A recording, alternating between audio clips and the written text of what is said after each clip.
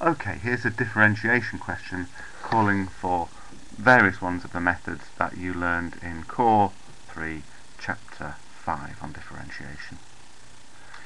In the first one, you've got a bracket with a function of x inside it, raised to the power of 10, so you should be able to recognise which of the rules you need to apply. It's one of the early ones in Chapter 5. And in dotted 2, we've got y equals x squared times tan x, which calls for a different rule, which occurs slightly later in Chapter 5. So these are two of your standard rules for dealing with combinations of functions. The functions are being combined in different ways. Then in B1, we've got x in terms of y, and we've got to find dx by dy. That's normal differentiation with the letters a slightly unusual way round.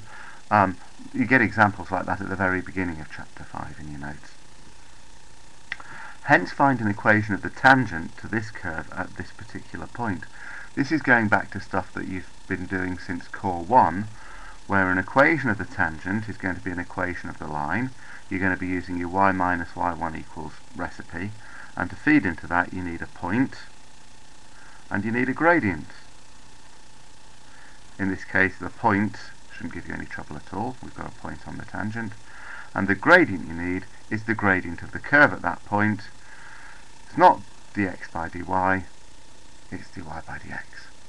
So, you can easily obtain dy by dx from the thing you've worked out in b.e1. If that's in terms of x or y or both, we know both x and y at that point. So any letters appearing in your dy by dx, you can substitute the relevant value or values from the point into that. So you need to get an actual number as your gradient. Once you've got a point and a gradient as a number, you can just set up your y minus y1 recipe.